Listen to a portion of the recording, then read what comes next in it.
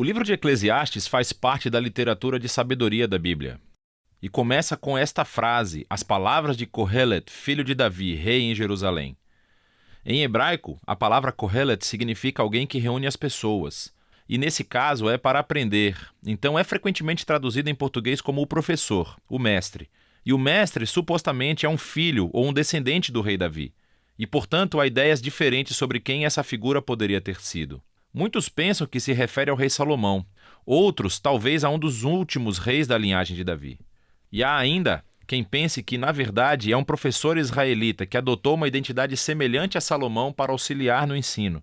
Qualquer um desses pontos de vista está correto. O segredo é reconhecer que o mestre é uma personagem no livro e é diferente do autor do livro, que permanece anônimo.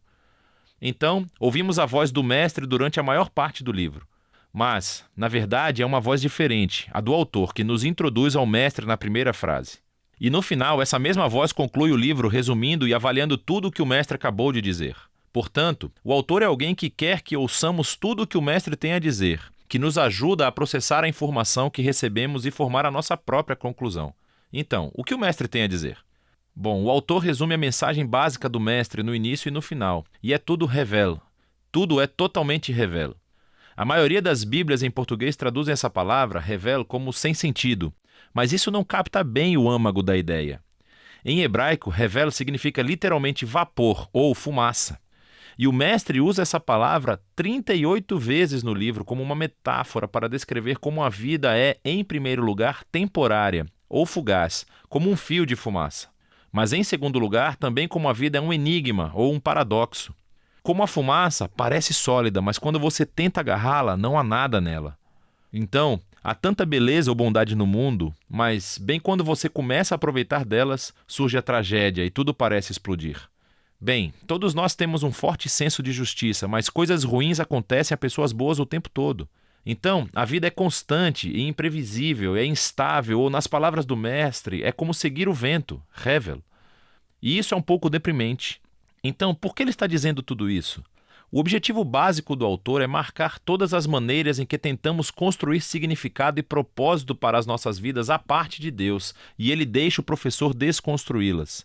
Assim, o autor pensa que passamos a maior parte do nosso tempo investindo energia e emoção em coisas que, eventualmente, não têm significado duradouro.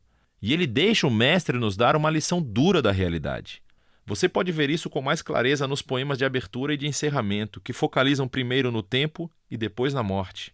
Então, o mestre diz: você pode passar toda a sua vida trabalhando e alcançando grandes feitos, achando que isso dá significado à sua vida, mas você deve parar e considerar o passar do tempo. Porque para todo o esforço humano que existe no mundo, no final de contas, nada muda. Com certeza, desenvolvemos tecnologias e construímos nações que sobem e caem, mas vai escalar uma montanha e vê se ela se importa. Já existia muito antes de qualquer um de nós existir e continuará existindo muito tempo depois de nós. O que quero dizer é que ninguém vai se lembrar de você, nem de nada do que você fez daqui a 100 anos, mas aquela montanha continuará existindo. E as ondas estarão quebrando na praia e o sol irá se levantar e se pôr. E assim o tempo acabará por apagar você e eu e tudo aquilo com que nos importamos. E se isso não é deprimente o suficiente, o mestre também não para de falar sobre a morte durante o livro inteiro, mas especialmente nesse poema perto do fim. Ele diz que a morte é o grande equalizador e torna inútil a maioria das nossas atividades diárias. A morte devora os sábios e os tolos, os ricos e os pobres. Não importa quem você é, o que você fez, seja algo bom ou ruim, todos vamos morrer, e isso é inevitável. Assim, com essas duas ideias em mãos, o mestre passa a considerar todas as falsas esperanças e as atividades onde investimos as nossas vidas para encontrar significância, como riqueza, carreira, status social ou prazer. Então, você acha que trabalhar duro fará a sua vida valer a pena? Pense no estresse e no preço que isso causa em você, toda a ansiedade e as noites sem dormir. E no momento em que você realmente ganhar alguma riqueza, você estará muito velho para aproveitá-la. E então, quando você tiver que repassar a sua riqueza para alguém, pode ser alguém que nem se importe com qualquer coisa que você fez. Ou talvez você pense que o prazer fará a vida valer a pena. Vá em frente, viva as suas férias, viva para as festas de fim de semana. Segunda-feira sempre chega. Revel, tudo é totalmente revel. Então, o que o mestre defende É que nos tornemos hedonistas puros ou relativistas? Bem, isso seria maravilhoso. O mestre reconhece que as ideias dos provérbios, viver pela sabedoria e pelo temor ao Senhor, realmente têm vantagens. Em geral, a vida provavelmente será melhor para você. Mas veja que o problema é que mesmo vivendo pela sabedoria e pelo temor do Senhor, eles também são hevel porque não garantem uma vida boa. Pessoas boas morrem tragicamente, pessoas horríveis vivem muito e prosperam. Há muitas exceções e até mesmo a sabedoria é hevel. Mais uma vez, não quer dizer que é sem sentido, mas sim um enigma. A sabedoria não funciona da maneira que você acha que deveria funcionar o tempo todo. Então, qual é o caminho a seguir no meio de todo esse hevel? E aqui, paradoxalmente, o mestre descobre o segredo para desfrutar verdadeiramente da vida debaixo do sol. É aceitar o hevel. É reconhecer que tudo na vida está completamente fora do seu controle.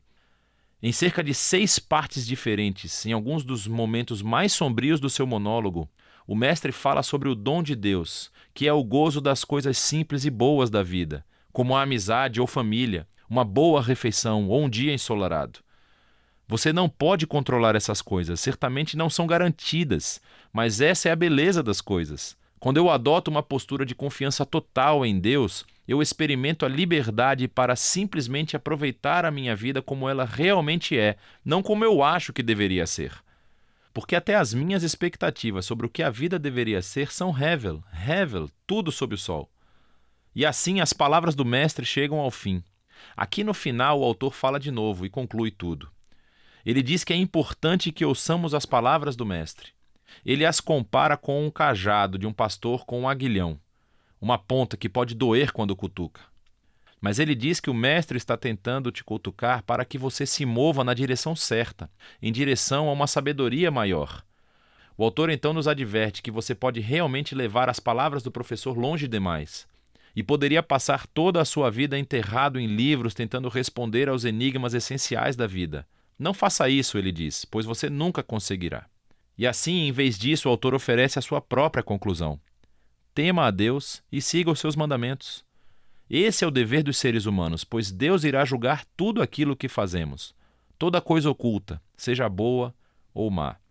E assim, o autor acha que é bom deixar o mestre desafiar as suas falsas esperanças e lembra que o tempo e a morte fazem com que a maior parte da vida esteja completamente fora do seu alcance. Mas o que dá um verdadeiro significado à vida é a esperança do julgamento de Deus, a esperança de que um dia Deus irá limpar todo o conhecimento e trará a verdadeira justiça ao nosso mundo. E é essa esperança que deve alimentar uma vida de honestidade e integridade diante de Deus, apesar do fato de permanecer confuso com a maior parte dos mistérios da vida. E essa é a sabedoria do livro de Eclesiastes.